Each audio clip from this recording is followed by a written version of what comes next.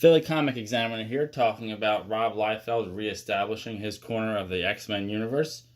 On the last two episodes of Liefeld's podcast, Robservations, which is, great insight into the history and also the inner workings and the current going-ons of comic books and how comic books are impacting pop culture in the current day.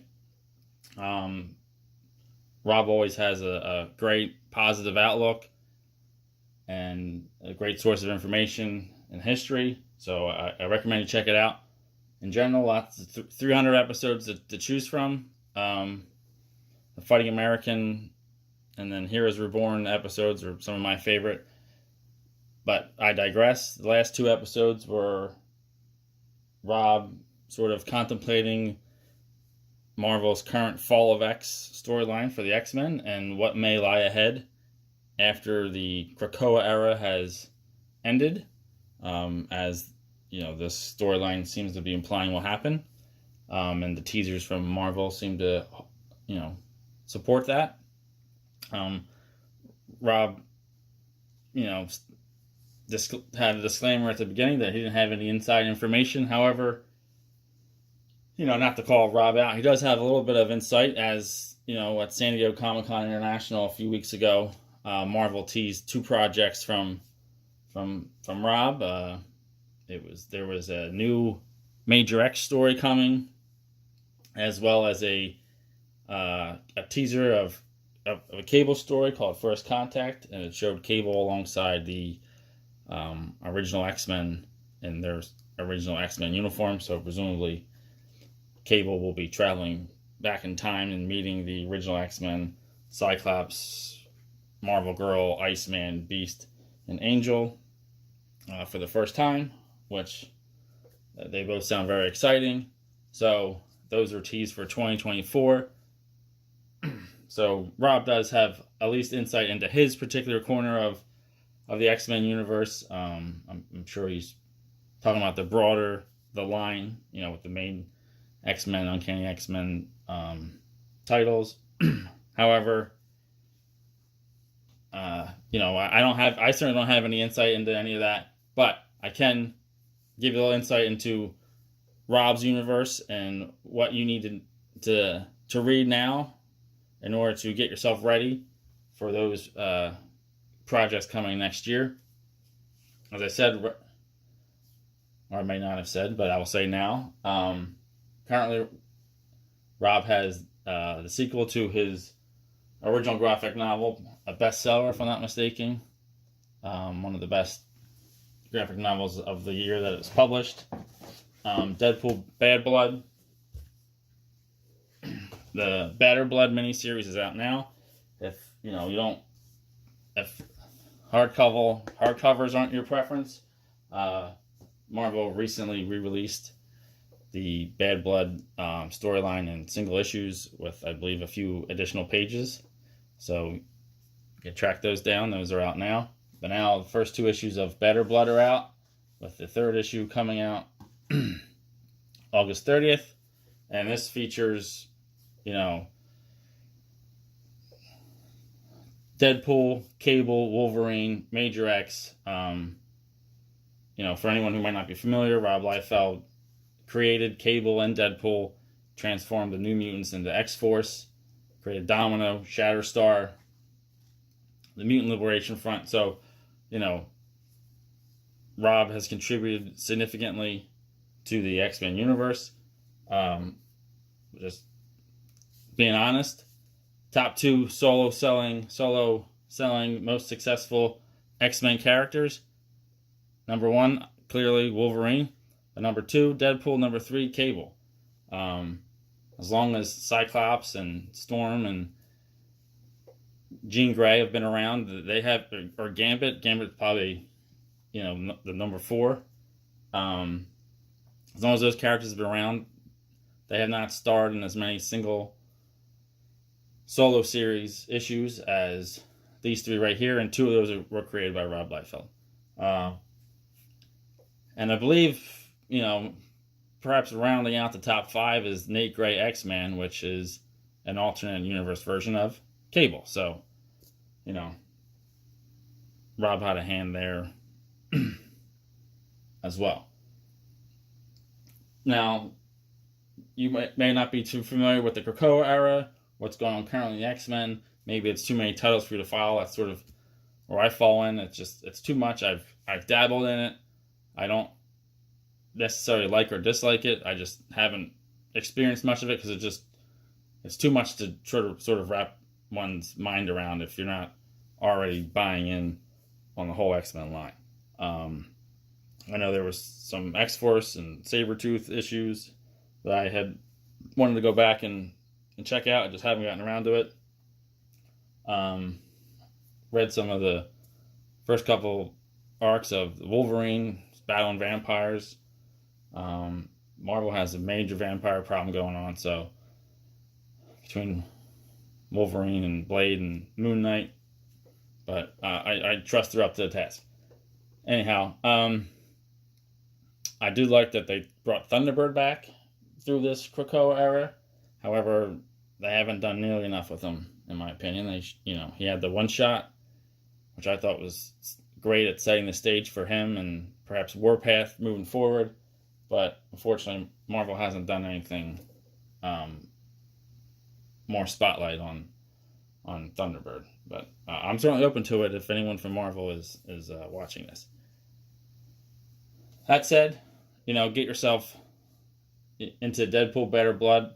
If you haven't checked out Major X, that was 2019. And again, I feel like retailers, as much as Rob continually supports comic book retailers, he did sketches to benefit them during the pandemic shutdown. He's been imploring people on his podcast to go out and support their local retailer, but I feel like some retailers, they sort of sleep on Liefeld.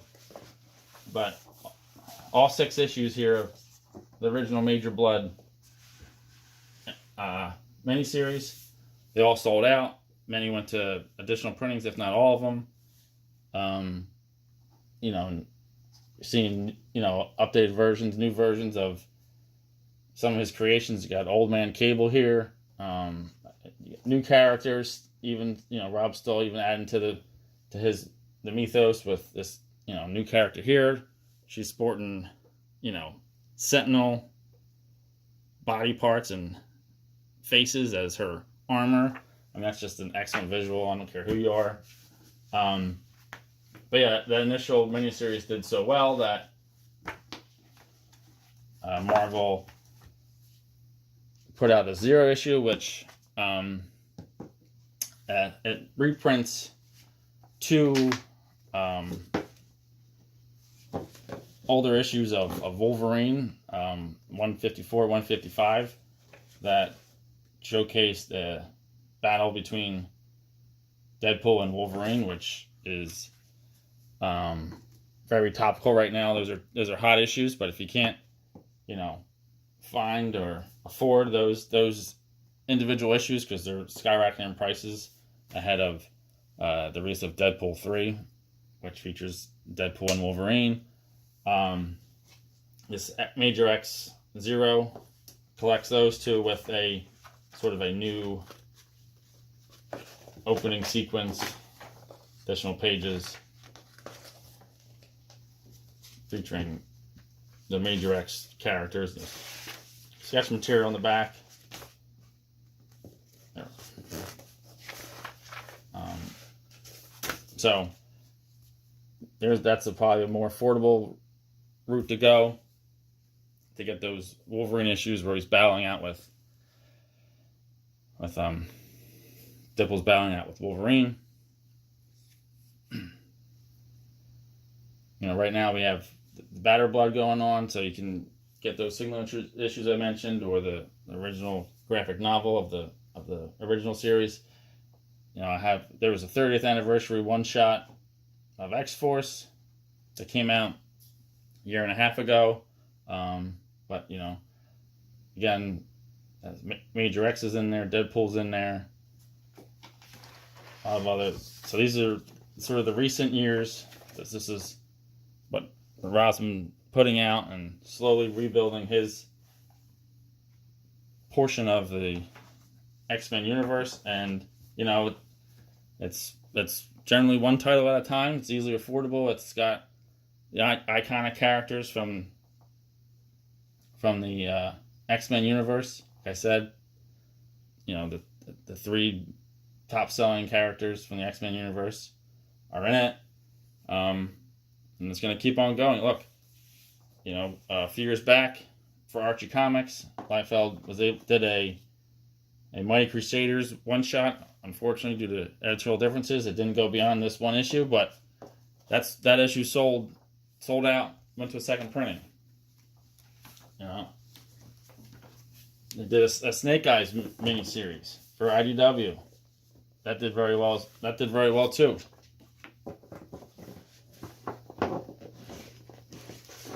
So a lot of these early issues sell out, if not all the issues. So I think consider that fans are out there and they want this stuff, retailer. So now I have a chance. Consider those pre-orders for the remaining issues of Batter Blood and for the upcoming 2024 minis. I assume they're minis. Stories coming out in 2024, Cable and Major X. May have seen, I slid this one in by accident. This is, in my opinion, I'm a big fan of the Extreme Universe, Rob's Extreme Universe. I don't even need Youngblood, don't even talk about it. You got Bloodstrike, Brigade, Prophet, and several others that Rob and a business partner have ownership of, that they could, in my opinion, Rob could do all his pages for the full year, all on Extreme Universe stuff, just rotating those characters, and that'd be great. Obviously, fully understand coming back to, his creations at Marvel, especially with Deadpool 3 gearing up to be, I believe, the first X-Men entry into the Disney Marvel movie world. But yeah, and then, last year, Rob mentioned today on his podcast, the Trojan Horse, the Hellfire Gala was a Trojan Horse. Well, on the flip side of the Brigade #1 remastered edition for the 30th anniversary of Image, Trojan Horse, Rob also introduced Airborne. Yes. It's spelled Airborne, but CH, but the way you pronounce it out loud, it's Airborne, and it's got a guy who flies. So, I mean, come on. That right there is great. So, Rob promised more issues of this story. So between that and Extreme Universe, I'd be satisfied. But Rob's playing with some old toys over at Marvel right now, and that's to be commended and enjoyed as well. Just the problem is just not enough Liefeld to go around. That he's sort of like Jack Kirby, in that he just keeps creating new characters, new concepts, and they're compelling, they're fun to watch or read, and but he can only do so much. He only needs to do so much. I mean, he's doing these because he loves to do it. So, again, get out there, jump in. You got, right now, better, and these stories, they're fun as they are. So, like, if you don't want to go back and invest all that time, just try to get into the Batter Blood, and then the stage is set for next year's adventures. And that's the way I see it. I don't know what lies ahead for the whole X-Men line. I know they sort of teased the logo, which, just as an aside, Age of Apocalypse is possibly my favorite X-Men storyline. The logo that they're promoting, that they're teasing for X-Men after the Fall of X, is the Age of Apocalypse logo, minus the Astonishing. But so there better be some Age of Apocalypse tie-ins or characters or something in this new era of X-Men coming in 2024. I know that much. But again, I don't know what's coming up, but in that whole wide world, but there's one corner that's here now, and you can get in on it, and it's going to be carrying through to 2024. So get on out there and read some fun comics. Thanks for watching. You can subscribe to the channel if you haven't already. Thumbs up, thumbs down. Let me know how you feel. Feel free to leave a comment. You can follow me on Blue Sky at PA Comic Examiner. Thanks again for watching. Until next time, take care.